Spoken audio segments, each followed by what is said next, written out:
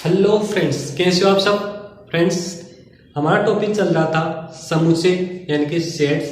Set के बारे में हमने जाना कि समुच्चय किसको बोलते हैं, समुच्चय होता क्या है, यानी जिस जान लिया हमने समुच्चय कि किसको बोलेंगे समुच्चय। उसके बाद हमने बात की कि समुच्चय को दो रूप में किया हमने। समुच्चय के कितने रूप करके पढ़ लिया हमने, दो रूप पढ़ लिए, यानी जिसको कि रोस्टर रूप और समुच्चय निर्माण रूप। रोस्टर रूप और समुच्चय निर्माण रूप के बाद हमारा अगला समुच्चय जो आ रहा है उसको क्या बोलेंगे, यानी हमारे उसके बाद अगला समुच्चय आ रहा है, तीसरा जो समुच्चय आ रहा है उसको क्या बोलेंगे, इम्पीटी सेट। इम्पीटी सेट, इम्पीटी सेट को क्या बोलते हैं, रिक्त समुच्चय। रिक्त समुच्चय।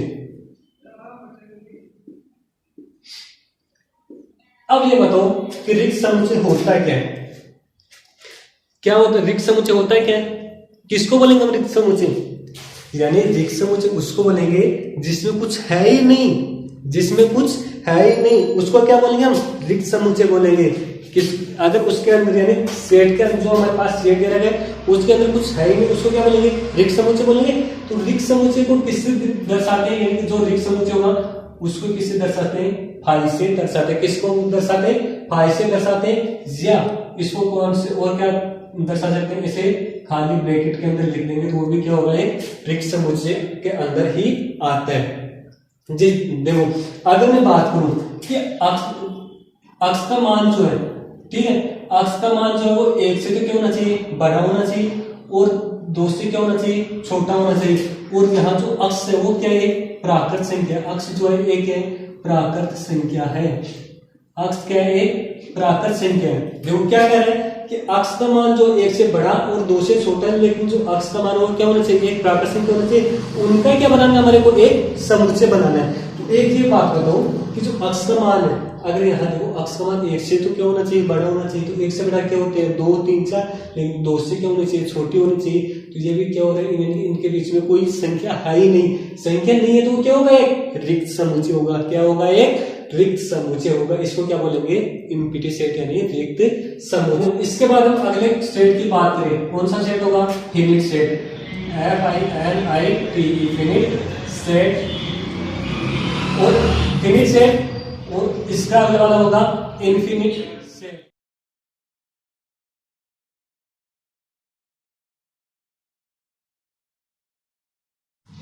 फिनिट सेट और इनफिनिट सेट यानी कौन सा समुच्चय, यानी परिमित समुच्चय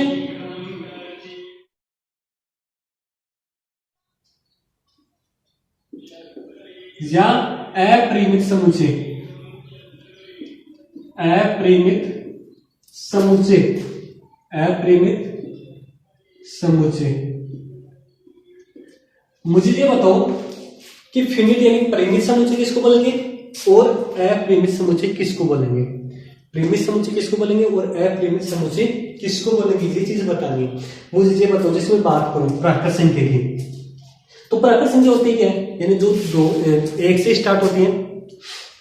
प्राकृत संख्या होती है क्या, जो एक से स्टार्ट होती है उसको क्या बोलते हैं, प्राकृत संख्या बोलते हैं। तो एक से स्टार्ट होने वाली ऐसी संख्या यानी जो एक से प्रारंभ होती है और अनंत तक चलती है उसको क्या बोलेंगे, प्राकृत संख्या बोलेंगे। तो मुझे ये बताओ कि प्राकृत संख्या ये बता सकते हो कि ये कहां तक चल रही है, क्या ये बता सकते हो कि ये कहां तक चल रही है, नहीं बता सकते। यानी कि हम क्या कह सकते हैं, ये अनंत तक चल रही है। कहां तक चल रही है, अनंत तक चल रही है। तो अनंत तक चल रही है तो क्या इनको ये क्या निश्चित है क्या, यानी फिक्स है क्या, यानी कि क्या होगी, इनफिनिट यानी अपरिमित, यानी जो अनंत तक चलती है उनको क्या बोलते हैं, इनफिनिट सेट या अपरिमित सेट बोलेंगे। अगर मैं बात करूं परिमित सेट की, यानी फिनिट सेट यानी परिमित समुच्चय की, तो परिमित समुच्चय वो होंगे जो एक फिक्स होती है। यानी जैसे मैं बात करूं कि हमारी क्लास के अंदर कितने स्टूडेंट हैं, यानी कि उनकी संख्या निश्चित है, तो हम उसको क्या बोलेंगे, फिनिट सेट बोलेंगे। क्या बोलेंगे, फिनिट सेट बोलेंगे। देखो क्या कहा कि मान लो कि 1 से लेकर 100 तक, कहां से 1 से लेकर 100 तक की हमारी प्राकृत संख्या होती है, क्या उनको क्या बोलेंगे, एक फिनिट सेट बोलेंगे। और 1 से लेकर अनंत तक चलने वाली प्राकृत संख्या को क्या बोलेंगे, इनफिनिट सेट बोलेंगे। यहां तक समझ में आ गई। उसके बाद हमारा अगला वाला समुच्चय होगा वो क्या होगा, इक्वल सेट। इक्वल सेट जिसको क्या बोलते हैं, समान समुच्चय। क्या बोलेंगे? समान समुच्चय। अब देखो समान समुच्चय होता है क्या? समान समुच्चय किसको बोलेंगे? समान समुच्चय उसके बोलेंगे जो सेट ए के अंदर से भी हो और सेट बी के अंदर से नहीं, दोनों के अंदर ही क्या होने चाहिए? समान एलिमेंट्स होने चाहिए, समान अवयव ही होंगे, उनको क्या बोलेंगे? समान सेट बोलेंगे। क्या बोलेंगे? समान सेट बोलेंगे। जैसे मैं बात करूं कि हमारी क्लास के 11th क्लास के अंदर जो हमारे क्लास के मान लो कि हमने 2 भाग कर लिए, कितने भाग कर लिए? 2 भाग कर लिए, यानी 11th ए और 11th बी। इनके अगर मैं बात करूं कि उनके मैथ के चैप्टर हैं तो क्या उनके समान चैप्टर होंगे? यानी मैथ ए के भी जितने चैप्टर हैं वही मैथ बी के भी क्या होंगे? समान चैप्टर होंगे। जो ये समान यूनिट हो रही है वो क्या होनी चाहिए? क्या हो रही है? इक्वल हो रही है। जो समान सेट हो रही है वो क्या हो रही है? इक्वल हो रही है। तो इक्वल हो रही है तो उनको क्या बोलेंगे? इक्वल सेट यानी समान समुच्चय बोलेंगे। जैसे मैं बात करूं, देखो अगर मैं बात करूं 1 2 3 4, ये सेट ए के एलिमेंट्स है और सेट बी के एलिमेंट्स क्या है? बी 1 2 3 4 है। तो ये सेट बी के क्या एलिमेंट्स है? तो क्या यहाँ ए बराबर बी हो रहा है? क्या ए बराबर बी हो रहा है? यानी जो समुच्चय ए के अवयव है वही समुच्चय बी के क्या है? अवयव है। तो इनको क्या बोलेंगे? समान समुच्चय बोलेंगे। क्या बोलेंगे? समान समुच्चय बोलेंगे। देखो अब परिमित और अपरिमित समुच्चय, परिमित समुच्चय क्या बोलेंगे? जिसकी संख्या क्या होती है? निश्चित होती है। यानी कि 1 2 3 2 ये कहां तक चल रही है? 100 तक चल रही है। तो ये क्या हो रही है? परिमित हो रही है, निश्चित हो रही है। और अपरिमित समुच्चय की बात करें, अपरिमित समुच्चय किसको बोलेंगे? जहां 1 2 3 4 डॉट अनंत तक चलती है उनको क्या बोलते हैं? अपरिमित समुच्चय बोलते हैं। ठीक है, जहां तक समझ में आ गई क्या? यहाँ क्या बताना है कि रिक्त समुच्चय कौन, यानी जो ये दे रखे हैं उनमें से कौन सा रिक्त समुच्चय होगा, कौन सा परिमित समुच्चय होगा, कौन सा अपरिमित समुच्चय होगा और कौन सा समान समुच्चय होगा। इनको कारण देख के बता देंगे कि कौन सा समुच्चय हो रहा है और कौन सा नहीं हो रहा है। मुझे बताओ 2 से भाज्य विषम प्राकृत संख्याओं का समुच्चय, मुझे ये बताओ कि 2 से भाज्य विषम प्राकृत संख्याओं का समुच्चय बन सकता है या नहीं बन सकता है? क्या बन सकता है? क्या 2 से भाज्य विषम प्राकृत संख्याओं का समुच्चय बन सकता है? अरे नहीं बन सकता। क्यों नहीं बन सकता? क्योंकि ऐसी कोई संख्या है ही नहीं, विषम संख्या है ही नहीं जो 2 से क्या हो? भाज्य हो। तो 2 से भाज्य नहीं हो तो और क्या होगी? यानी 2 से भाज्य नहीं है तो क्या बनेगा? एक रिक्त समुच्चय बनेगा। कौन सा समुच्चय बनेगा? वो रिक्त समुच्चय। रिक्त समुच्चय को किससे लिखते हैं? फाई से लिखते हैं। या तो फाई ऐसा दो या खाली ब्रैकेट लिख दो, ये क्या होता है? रिक्त समुच्चय होता है। ठीक है, देखो सम अभाज्य संख्याओं का समुच्चय, कौन सी संख्याओं का समुच्चय? सम अभाज्य संख्याओं का समुच्चय। मुझे ये बताओ कि सम अभाज्य संख्याओं का समुच्चय बन सकता है नहीं बन सकता है? बन सकता है नहीं बन सकता है? बन सकता है। तो मुझे ये बताओ बन सकता है तो कौन सा बन सकता है? कौन सा बन सकता है? कहने का मतलब 2 ही, यानी कि यहाँ पे अभाज्य संख्या का समुच्चय, यानी सबसे छोटी अभाज्य संख्या जो सम भी है 2 है। 2 के अलावा और कोई अभाज्य संख्या क्या नहीं है? तो नहीं है तो कौन सा समुच्चय बन गया? यानी कि ये कौन सा समुच्चय बन गया? ये 2 का समुच्चय बन गया। इनमें से कौन सा समुच्चय? इनमें से कौन सा समुच्चय? परिमित समुच्चय। कौन सा समुच्चय होगा? ये परिमित समुच्चय होगा। यानी कि परिमित को क्या? परिमित सेट बोलेंगे। कौन सा सेट होगा? परिमित समुच्चय होगा। देखो इसके बाद बात करें, अगला क्वेश्चन क्या है? अक्ष कोलन अक्ष एक प्राकृत संख्या है। अक्ष कोलन अक्ष एक प्राकृत संख्या है। जो अक्ष का मान है वो 5 से क्या होना चाहिए? छोटा होना चाहिए और 7 से क्या होना चाहिए? बड़ा होना चाहिए। क्या ऐसी संख्याओं का समुच्चय बन सकता है? क्या ऐसी संख्याओं का समुच्चय बन सकता है? यानी अक्ष का मान 5 से छोटा, यानी 1 2 3 4 और 7 से बड़ा, यानी 8 9 10 11, ऐसे समुच्चय नहीं बन सकता है। तो ये जो बनेगा वो कौन सा समुच्चय बनेगा? रिक्त समुच्चय बनेगा। कौन सा समुच्चय बनेगा? रिक्त समुच्चय बनेगा। रिक्त समुच्चय बन रहा है, क्यों बन रहा है? इस चीज का पता चल गया। रिक्त समुच्चय बन रहा है, ये कैसे बन रहा है इस चीज का पता चल गया ना। ठीक है, देखो अगला क्वेश्चन। अगला क्वेश्चन क्या है? y कोलन y किन्हीं भी 2 समांतर रेखाओं का उभयनिष्ठ बिंदु। मुझे ये बताओ कि इनका समुच्चय बन सकता है या नहीं बन सकता? बन सकता है, नहीं बन सकता? अगर बन रहा है तो कौन सी वाला बन रहा है? कौन? देखो 2 समांतर रेखा, मान लो कि ये क्या है? एक रेखा है। ठीक है। अगर मैं इसी के समांतर यानी कि यहाँ इसके ऊपर ही और लिख दूं तो क्या ये समांतर रेखा है, यानी कि ये दोनों समांतर रेखा है। अगर मैं इनका ये उभयनिष्ठ बिंदु दे दूं तो क्या ये समुच्चय बन रहा है? जरूरी थोड़ी है कि यहाँ भी एक बिंदु ले सकता हूँ, यहाँ भी एक बिंदु, यहाँ भी एक बिंदु, यानी कि ये जो बन रहा है यानी समांतर तो है लेकिन क्या है अपरिमित समुच्चय, यानी इनके बिंदु अलग अलग, यानी काउंट नहीं कर सकते कितने बिंदु है, कितने बिंदु ये काउंट नहीं कर सकते। तो ये क्या होगा? अपरिमित समुच्चय होगा। कौन सा होगा? अपरिमित समुच्चय होगा। तो ये कौन सा समुच्चय हो रहा है? अपरिमित समुच्चय, अपरिमित समुच्चय यानी कि इनफिनिट सेट होगा। ठीक है, यहां तक समझ आ गई। उसके बाद अगले वाला क्वेश्चन, वर्ष के महीनों का समुच्चय, वर्ष के महीनों का समुच्चय, क्या इनका महीनों का समुच्चय बन सकता है? क्या वर्ष के महीनों का समुच्चय बन सकता है? बन सकता है। तो वो कौन सा वाला समुच्चय होगा? इसको कौन सा वाला समुच्चय बोल देंगे? परिमित समुच्चय। परिमित समुच्चय क्यों बन रही है? परिमित समुच्चय क्यों है? क्योंकि हमारे को पता है कि जो वर्ष में होते हैं कितने महीने होते हैं? 12 महीने होते हैं, इसलिए ये क्या हो रहा है? एक परिमित समुच्चय बन रहा है। ठीक है, देखो उसके बाद अगले वाला क्वेश्चन, 1 2 3 2 2 99 और 100 कौन से वाला समुच्चय बन रहा है? कौन से वाला समुच्चय बन रहा है ये बताओ। देखो 1 2 3 यानी ये कहां तक है? 100 तक है, तो 100 तक है, तो ये कौन से वाला समुच्चय बन रहा है? परिमित समुच्चय बन रहा है। कौन से वाला समुच्चय बन रहा है? परिमित समुच्चय। परिमित समुच्चय हमने पता चल रहा है ना कि कौन सा समुच्चय बन रहा है, क्यों बन रहा है, इस चीज का तो पता चल रहा है ना। ये तो समझ में आ रहे हैं कौन से वाला समुच्चय बन रहा है, क्यों बन रहा है, यहां तक तो समझ में आ गई। ठीक है, देखो अगले वाला क्वेश्चन पे आओगे, 100 से बड़े धन पूर्णांकों का समुच्चय। मुझे ये बताओ 100 से बड़े धन प्लस की संख्या होनी चाहिए और पूर्णांक संख्या भी होनी चाहिए। इनका समुच्चय बन सकता है क्या? इनका समुच्चय बन सकता है? समुच्चय बन सकता है। कौन सा समुच्चय बन सकता है? कौन से समुच्चय बन रहे हैं बताओ? कौन सा समुच्चय बन रहा है? अपरिमित समुच्चय। कौन सा समुच्चय बन रहा है? अपरिमित समुच्चय। अपरिमित समुच्चय क्यों बन रहा है?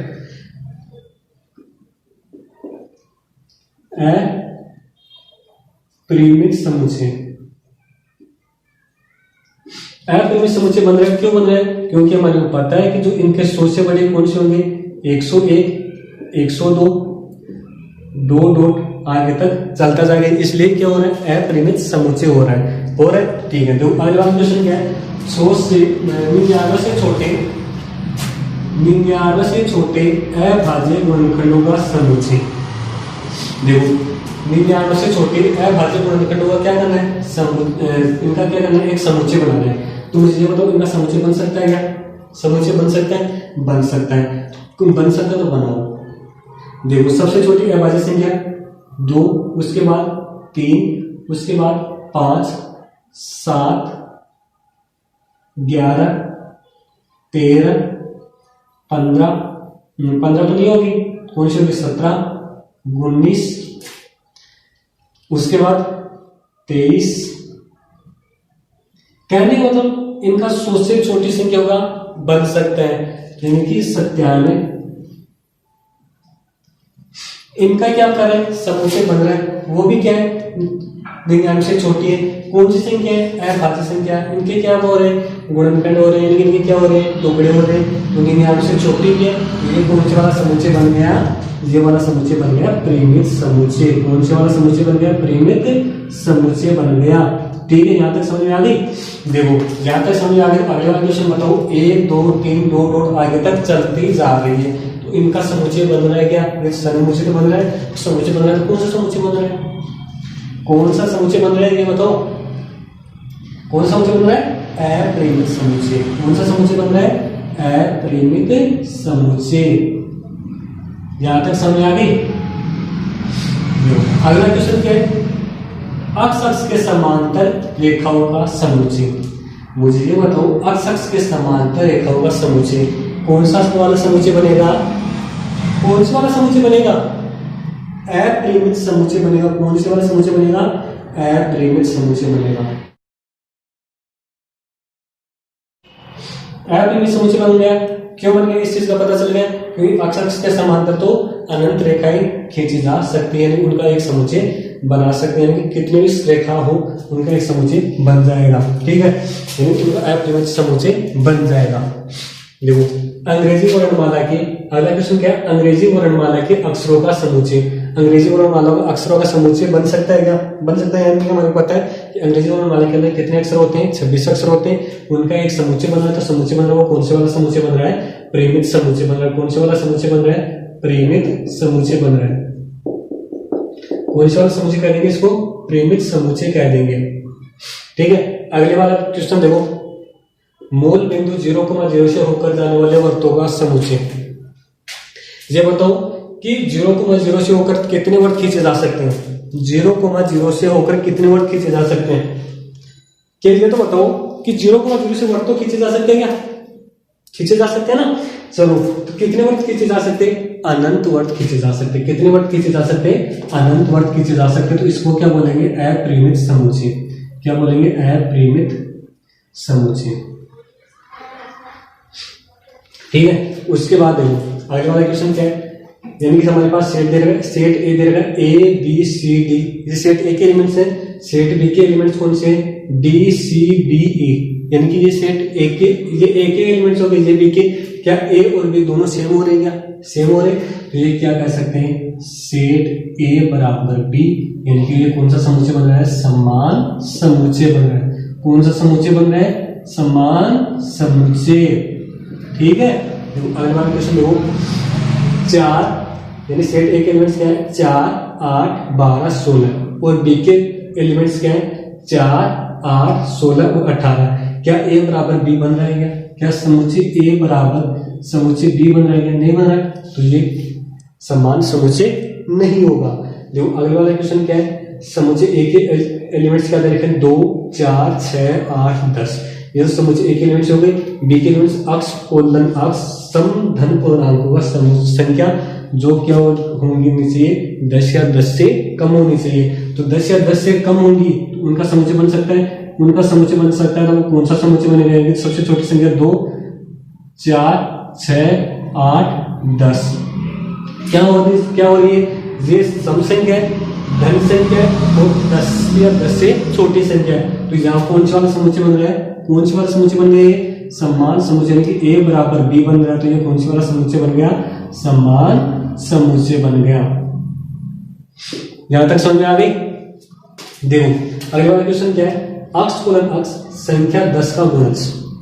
अक्ष कोलन अक्ष संख्या 10 का गुणज है, यानी अक्ष की संख्या को क्या होनी चाहिए? 10 की गुणज होनी चाहिए। मुझे ये बताओ कि ये वाला समुच्चय 10 का गुणज, यानी सबसे पहले ए सेट बने तो 10 की गुणज संख्या कौन सी होती है? एक तो 10 होती है, एक तो 10 हो रही है, इसके आगे कौन सी संख्या होगी? 10 की गुणज। इसके आगे कौन सी संख्या होगी? तो 10 की गुणज है। क्या 20 हो रही है, 30 हो रही है, 40 हो रही है, डॉट डॉट आगे तक चलती जाएंगी। ठीक है, ये हमारे पास सेट ए आ गया, ये सेट कौन सा हो गया? बी हो गया। क्या सेट ए बराबर सेट बी बन रहा है? क्या सेट ए बराबर सेट बी बन रहा है? नहीं बन रहा है। क्या नहीं बन रहा है? सेट ए बराबर सेट बी यानी नहीं बन रहा, तो ये समान समुच्चय नहीं होगा। अगले क्वेश्चन की बात करें कि दो समुच्चय ए के तत्व हैं, समुच्चय ए के एलिमेंट्स क्या दे रखे हैं? 2, 3 और समुच्चय बी के क्या दे रखे हैं? अक्ष कोमा अक्ष अक्ष कोलन अक्ष समीकरण अक्ष स्क्वायर प्लस 5x प्लस 6 बराबर 0 का हल है। तो ये बताना है कि ये कौन सा वाला समुच्चय बन रहा है। तो मतलब सबसे पहले हमारे पास ये समीकरण दे रखी है, इसको हल करते हैं। जो क्या दे रखे हैं? अक्ष स्क्वायर प्लस 5x प्लस 6 बराबर 0, ये एक समीकरण होगी। इसको क्या करना है? हमारे को हल करना है। तो सबसे पहले इस समीकरण को हल करते हैं। तो कैसे करते हैं? इन दोनों को यानी कि इस अक्ष स्क्वायर को 6 से गुणा करो और 5 अक्ष के ऐसे टुकड़े करो जो जोड़ने पर क्या होने चाहिए? 5 अक्ष बनने चाहिए और गुणा करने पर क्या होने चाहिए? 6 अक्ष स्क्वायर होने चाहिए। तो इसके टुकड़े हो सकते हैं 5 अक्ष के, हो सकते हैं। तो कौन कौन से टुकड़े हो सकते हैं? यानी क्या हो जाएगा? अक्ष स्क्वायर प्लस 3 अक्ष प्लस 2 अक्ष प्लस 6 बराबर 0। देखो इसके टुकड़े क्या हो गए? 3 अक्ष और 2 अक्ष, इनको जोड़ने पर क्या हो गए? 5 अक्ष हो गए और इनको गुणा करने पर 6 अक्ष स्क्वायर हो गए। ठीक है, इसके लिए टुकड़े हो गए। अब इन दोनों चीजों अक्ष स्क्वायर और 3 से क्या को बना रहा है? अक्ष को बना रहा है। तो यहाँ पे तो क्या बच गया? अक्ष प्लस 3 बच गया और यहाँ देखना प्लस का चिन्ह, तो प्लस लगा दो। इन दोनों से क्या को बना रहा है? 2 को बना रहा है, इन दोनों से 2 को बना रहा है। ठीक है, यहाँ पे क्या बच गया? अक्ष प्लस 3 बराबर क्या हो गया 0। तो यहाँ क्या कॉमन, इन दोनों से क्या कॉमन आ रहा है, x प्लस 3 दोनों से कॉमन आ रहा है, तो x प्लस 3 दोनों से कॉमन आ गया। तो यहाँ पर क्या बच गया, x बच गया और यहाँ पे क्या बच गया 2 बच गया बराबर 0। क्या कर सकते हैं, यानी कि या तो x प्लस 3 बराबर 0 होगा या x प्लस 2 बराबर 0 होगा। तो ये क्या हो रहा है, यहाँ से तो x का मान -3 हो गया और यहाँ से x का मान कितना हो गया -2 हो गया। ठीक है, इतनी यहाँ तक समझ में आ गई। तो यहाँ तक समझ में आ गई। तो यहाँ पे जो b के एलिमेंट्स यानी b के जो अवयव है वो कौन कौन से हो गए, -2 और -3 हो गए। -2 और -3 हो गई। क्या मुझे ये बताओ, ये तो हमारे पास b सेट हो गया, मुझे क्या दे रखा है a सेट हो रहा है। क्या यहाँ पे a सेट बराबर b सेट हो रहा है, नहीं हो रहा है। तो ये समान समुच्चय नहीं होगा, ये समान समुच्चय नहीं होगा। ओके फ्रेंड्स, कमेंट करके जरूर बताना कि आपको ये वीडियो कैसा लगा। Thank you, best of luck.